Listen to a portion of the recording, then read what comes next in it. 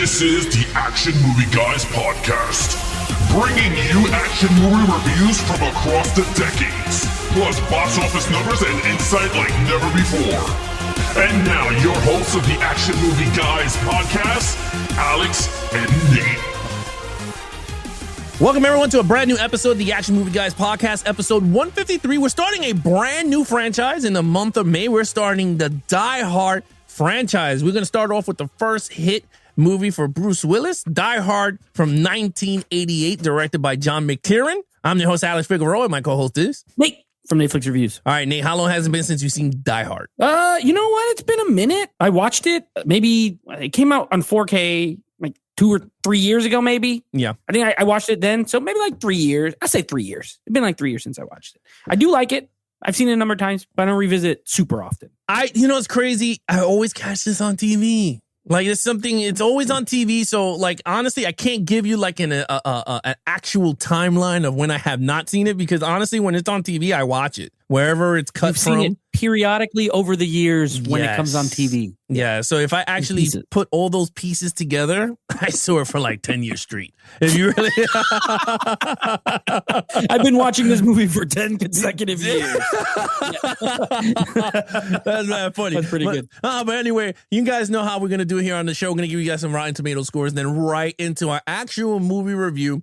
Me and Nate's going to give you guys our thoughts on the actual film from 1988. So starting it off with Rotten Tomato scores, let's see what the critics and the audience have to say about Die Hard. Nate? This is, you know what? And this, last week when we announced that this was coming up, I said, I feel like Die Hard is one of those, like, to me, it's one of those Mount Rushmore action franchises. That's what I called it. Now, I didn't look at anything, but these Rotten Tomato scores might verify. I mean, not far off, probably. This has a 94% critic score. This has a 94% audience score. They are right on the same number, and that's a high number, 94 each. So, beloved, it's one of those movies that everyone knows Die Hard. You know, it's funny because we covered the Rambos here, and I don't even think one of the Rambos hit 90-something. Except maybe Rambo 1. I could be off. Maybe Rambo First Blood 1 was close. I think it was like high 80s. Yeah, but I don't think it hit like 94 between the audience and critics. And then if we look at the Arnold Schwarzenegger, the only one that I could think of is T2, hit the 100 mark. I believe it hit a straight perfect. It was in the high 90s too, I think. Yeah, like 98, 99 or something like that. But anyway, it doesn't even matter because those three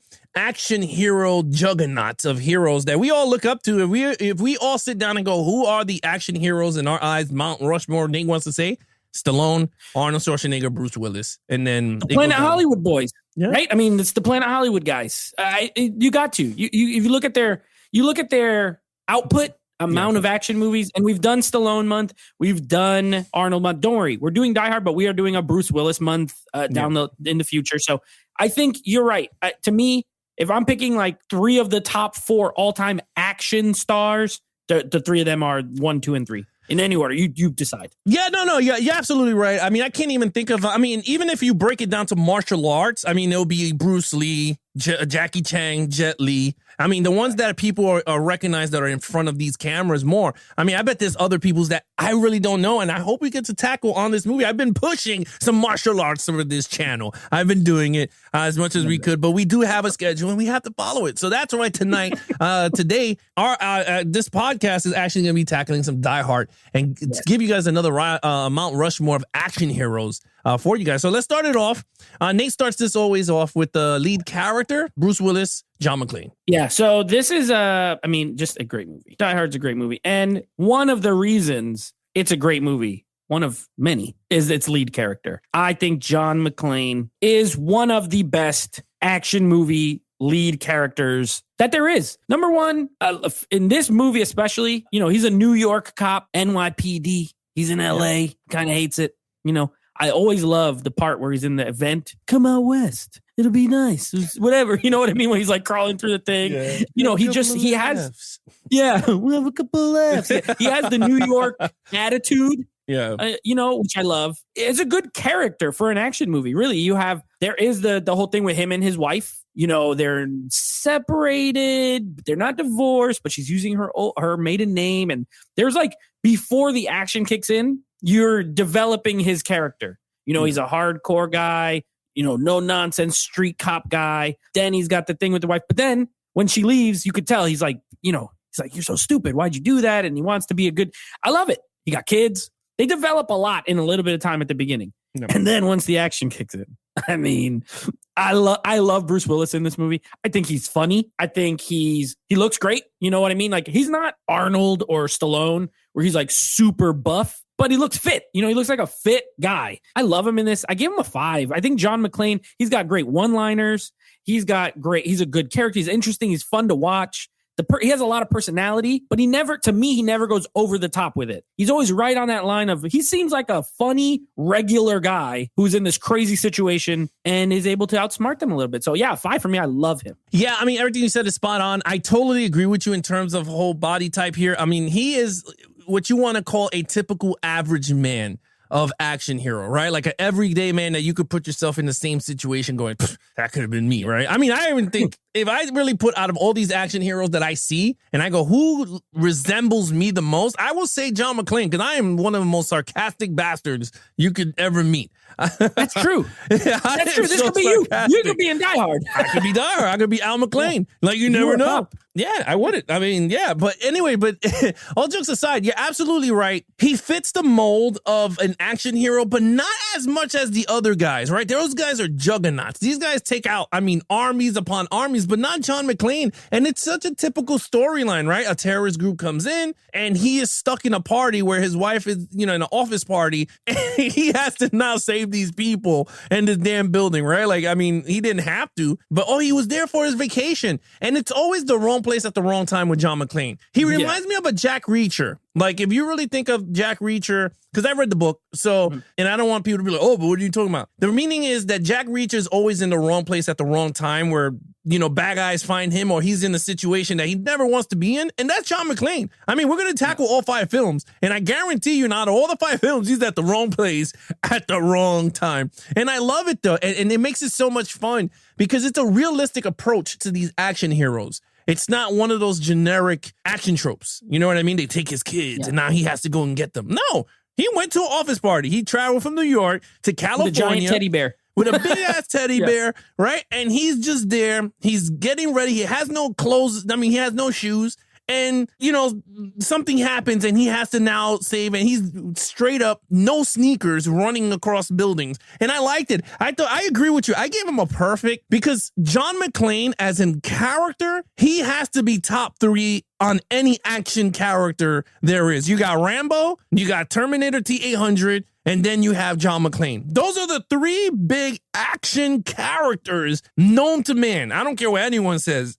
The pinnacle of action hero characters are T2, Rambo, John McClane. That is it. There's no other, right? Not John Wick, but that's the newest. That's the newest. John Wick generation. is up there. Maybe you could say, even though it's a different style, a character like Dirty Harry, very famous, Mad Max. Like, these are known, but I feel like John McClane, iconic. Like, you look at the Die Hard battery commercials, who they got in there? Bruce Willis as John McClane, recreating stuff like just super iconic. He's up there. He's way up there. Yeah, I totally agree. And I mean, before we go to the villain, my favorite scene is when he's talking to my man Argyle, right? And he's and he is so calm, right? And he's like, "Why are you talking to me, Argyle?" You ask a lot of questions. Yeah. And then he's like, come on, man. I just be a taxi driver, man. He goes, what happened? Your wife divorced you? He goes, you're always right, Argyle.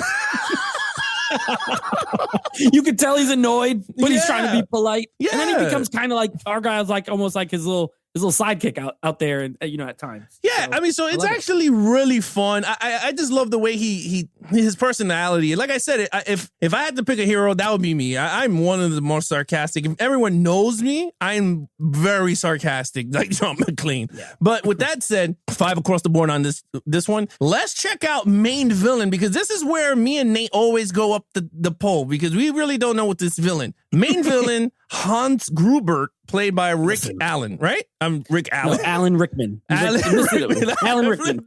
Yeah, Professor Snape. In I believe his debut role. This was his first big role. Amazing. I mean, sometimes there's villains and you watch them on screen, right? And when we're doing these podcasts, it depends on what they bring to the table. If, let's say, the character or the actor's not amazing, okay, but did they fight with the hero? Did they do certain things? You try to bump it up. But sometimes there's just a character that's so engaging to watch on screen that you can't help it. But like, I love Hans Gruber. I absolutely love him. As far as a mastermind, of running an operation, he's incredible. He's one step ahead of everyone, but John McClane is like a thorn in his side. Yeah. He's way ahead of the cops that are outside. He's ahead of the FBI. He's ahead of everybody. But freaking, he was not counting on John McClane being in there. That whole dynamic of like, everything would have went exactly how he wanted it pretty much if John McClane didn't happen to show up on this day at this time. Alan Rickman's performance is great. I love the accent. I love when he shoots he gets his own hands bloody. He shoots the Japanese dude right and they blast him. You know what I mean? He's not averse to action, but he has henchmen, obviously. Like they're more. But the line after he shoots the Japanese guy and he says he won't be joining us for the rest of his life. It's such a great and apparently he ad-libbed that. He made that up on the spot. And when you could just make up such a like iconic villain line. I mean, I love him. I love Hans Gruber. And down the line, there's a character related to him. And I don't like to do spoilers too much ahead, but I also love that guy. But Hans Gruber, he was a perfect, like, this is like Batman Joker to me. As far as like in an action movie, they are perfect. The scene where he's pretending to be a hostage. It's like, no, please, don't shoot. And then by the end, John McClane's like, you thought I believed, like, you really believe he thinks he's a guy, but then you realize he didn't put bullets in the gun. He knows it's him. It's so good. I gave him a 5 too. I love him. I think he's great. Yeah, look, I agree with you across the board. I gave him a 5 also. He is so entertaining on on screen. And I love the line where they show Lucy McClane on the TV. And he goes, what are you going to say your parents? He's like, come home. And he went, beep, beep, beep. And he picked up the Imagine-matic. He picks up the photo, goes, nice to meet your acquaintance, Mrs. McClane. He runs out and he took 2 shots. Oh, yes. I love it. He's mad. Buck 2 shots right in the air right then. Yeah, he did. Nice to meet your acquaintance, Mrs. McClane. No, but I thought he was really good. He was very, like you said, very smart. But the other scene that I was like, this dude is not playing. When your boy Cocaine Head, he was like, hey, John, booby. On the walkie-talkie? Yeah, he goes, he tells him what, I forgot the dialogue, but you know what I'm talking about. Like, he tells him, and he's like, come on, we're not me. Friends. We know each other. Yeah, he goes, we're not friends. We just met today. Don't play with him. Hans, I know the man you are. He was like, you better tell him. He just shot his ass. Yeah. See, that's why he's great too. Like, he shoots people. He gets it. He'd shoot them himself. Yeah. I mean, it works so well. But then you got the other side, which you didn't talk about. Then you got the other side where Mrs. McClane comes and says, if you want people to use the bathroom, there's a pregnant lady. Can you get? He was very concerned. Like, he was very nice. Like, he was nice to people. Inclined to just shoot random people. No, he was a nice. They pissed him off and did stuff. Then. And then the other part, he was like, you better treat me nice because now this became, what was it? It became not a hostage, a kidnapping. Yeah. He said we moved up to kidnapping now. He's like, you gotta be nice to me. I remember too, now. I like the part where he calls, like, when he's making his demands and he wants them to free all these. You're like, who the heck is that? He's like, I saw it on on a magazine TV show. Yeah, he said on the magazine. Yeah, the Asia in China or whatever. It's so funny. No, I agree with you. Look, I gave him a 5 too. He's a perfect across the board. I mean, that's a villain. He's up there with like Goldfinger, 007. I mean, I'm talking about action. I'm not talking about all the other villains like known to man. But if we look at action, Javier Bardem in Skyfall, I think he's a perfect villain. You got now Hans Gruber, then you got Goldfinger with Sean Connery, which we're gonna hit up also on. He'd be a great Bond villain. He's not in Bond, but he'd be a great Bond villain. Hans Gruber. Hans Gruber would have been awesome. He would have been a very good monster mind. Oh, that would have been funny. Pretty good. That would have been pretty good. Okay, now action scenes. Okay, so you know what? I mean, I'm going to keep the train rolling here, and I'm not trying to sound like, oh, well, Die Hard's famous. You know what? It's very popular and famous for a reason. The thing has a lot. This movie got a lot of action. It's got a lot of action, and it's got a lot of variance to the action. Most of it's gunplay. All right, you get a lot of guns, but the one, like, and we've talked about it. There's 150 something episodes. I've said it. Just shooting scenes are not my favorite scenes, but there's one scene in here where they just unload such an ungodly amount of bullets when he's trying to hide, when they're busting he's like, shoot the glass, and he starts shooting all the glass, and like that whole scene, it's awesome. He fights the guy in the first guy who comes to kill him. and he fights them and he tries to take his shoes, but they're too small. He kills them when they fall down the stairs. So you get some hand-to-hand fighting. And you get some sneaking around. You know, John McClane doing a lot of running up and down these stairs, doing all this stuff. And you know what I love? The attention to detail. The shoes, the barefoot thing, that could have been like just a throwaway. You know, he left the room without his shoes. No, nobody cares to think about it. But they factored it in. He's like, oh shoot. He's constantly trying to get shoes and boots and he can't. Then they're like, shoot the glass. And he's got to step on the glass. His feet get all jacked up. You know, and then it becomes like an obstacle for him. And I love the attention to all that detail. Everything makes sense. Like all the action scenes and everything that happens action-wise makes sense and leads to what happens after. You get a huge explosions. You get people falling off. You get a little bit of everything. But in a 2-hour movie, there's a lot of action. There's good talking. There's good story. There's good interactions. But there's enough. And it's very, very well shot. John McTiernan, I mean, we're going to be doing more of it. We've done some of his movies, Rollerball, but we're going to be doing more of his movies, Predator, this. So he's on both ends of the spectrum. He's got some amazing and some crap. He's a great director of action. I gave it a 5. I didn't have any issues with it, especially for 1988. The way it's executed could have been in the mid 90s even, you know, and it's my style of action. So it's a 5 for me. Dang, you don't need to apologize, man. Fuck that. Just because it's classic, you don't need to apologize. Yeah, I already hear the people like, yeah, you're just saying that because it's... No, I don't care. That shit. We're here to give an honest opinion. If the action stunk, I would be like, this action stinks. But guess what? This action does not fucking stink. This action is actually really good. This action still holds up. I will say that. The action doesn't even look fake at all. In 4K is enhanced to the bone. I mean, they totally did the work on this, and I loved it. It worked so well in this movie. I love even when they had my man Carl Winslow from the Family Matters getting shot up in the car. Call him Carl Winslow the whole time. Yeah, I call him Carl Winslow. That's all he is. Yeah. And, you know, even that sets up everything, right? The relationship between Al and John McClane from the floor into the top. So, look, everything works so well. You're absolutely right. The explosions on top, the final explosion. We're not even talking about the explosion when my man threw the detonators down because they were trying to shoot the ACP, whatever the hell it is, those tanks. And he's like, oh, I'm going to make you going to stop. And he took the seat and he didn't know how many he put. It was a big ass explosion. Yeah. But awesome. I liked it. It was great. I mean, you're right. It has suspenseful. I mean, some stuff is out of the reach. Come on, the whole duct tape in the back. There's no way my man could grab that gun with that type of duct tape. And how did he set it up that perfect? We really don't know. But it doesn't matter. It's the movie magic, baby. Look, dude, I think this action sequence is top notch. And you know what? I might even dare say it because we already did Terminator. We already did the Rambo. I gotta say, if we're taking Terminator 1, and I'm not taking Terminator 2. That's a sequel. No, right? No. And Terminator 1, First Blood, and this movie, I gotta say, Die Hard is the best out of the 3. I don't know. You might say I'm dumb. You might say I'm stupid.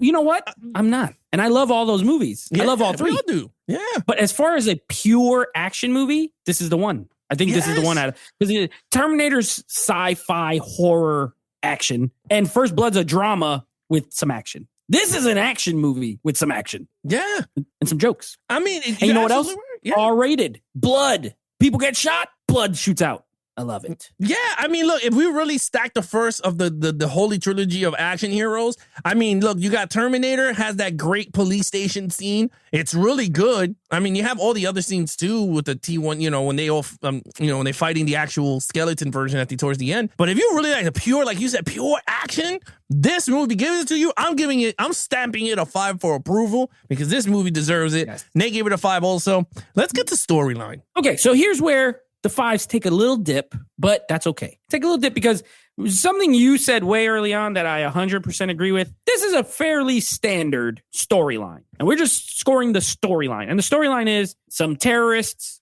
trying to get this money, this Nakatomi. There's this corporation, that they don't agree with what they're doing in other parts of the world, these German guys, and they want this hundreds of millions of dollars in bonds and and then there's a hostage situation where it's a little bit different and there's like the one hero who fights against all these guys, right? That's a kind of a standard classic storyline. So it's nothing exceptional. Where I do think though is it is very solidly written. Everything, like I said, everything makes sense. Everything leads to another thing. Like I said, they pay attention to detail. It's not nothing, too sure. There's some corny one-liners, yes, but there's some real funny one-liners too. And I think the injection of humor helps the movie too, because this is not an action comedy, but it's an action with some comedy, which is great. Like it just makes it fun to watch, in my opinion. I love that they said it at Christmas. We won't get into the is it a Christmas movie or not debate. Technically it's not, but it's set at Christmas, but it adds to some fun stuff. There's some Christmas music in there. We get a little bit of Run DMC at the beginning. I like it. I think the storyline is good, really good. I give it a 4 because at the end of the day, the plot is very straight ahead. It's the execution and the characters and all that makes it better, but it's still a really good solid storyline. So I give it a 4. Look, I agree with you 100%. I gave it a 4 also. I didn't see the storyline as the strong suit of the movie, where I think the action is what's more superior in this film. I will say is that this movie, what made this movie what it is Bruce Willis, the villain, and the action. Other than that, the storyline was just a basic storyline that gets you from point A to point B, and it worked very well. You're absolutely right. Was there flaws? Yeah, there was flaws, but it's so minimal that the time flew. By the time I put the 4K in, the time just flew. And I was like, this is an action movie that I'm just so dying to see now in our generation that we're not even getting no more. It's like pulling teeth. This is not John Wick Part 10 by the time we start watching more action movies. It's just that people are not taking the time to write good action films, and it's all rushed, or it's the same style of a popular version of a movie that we already saw. Like, it's nothing new. So, look, with that, I gave it a 4.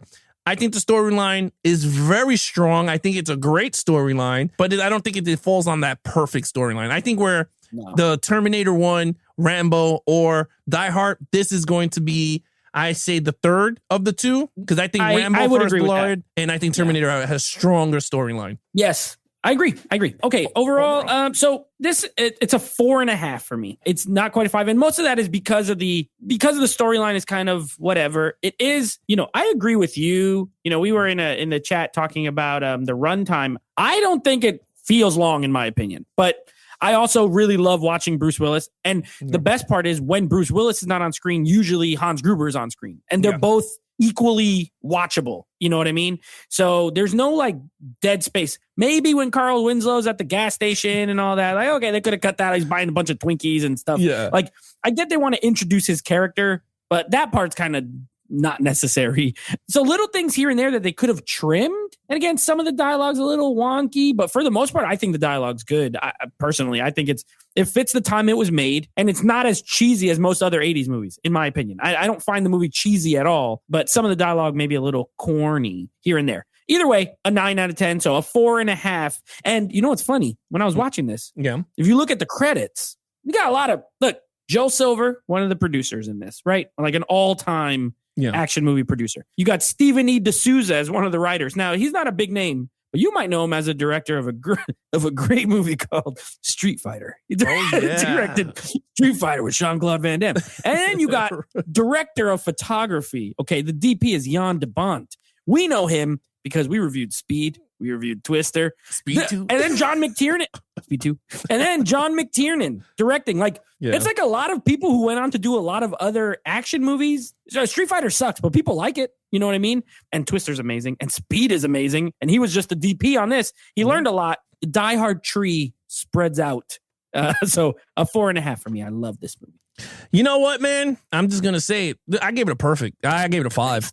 It's just a blend of everything that works so well. Yeah, there is dead spots. You said it. There's tons of dead spots. Even my man Walter Peck is in the damn movie and pisses me off. The guy from Ghostbusters. And I was like, you know what? He's a douche in Ghostbusters. He's douche in this one too. But it worked. He's a mini villain, right? Because he's the one that, he gets punched in the face in the end of the film.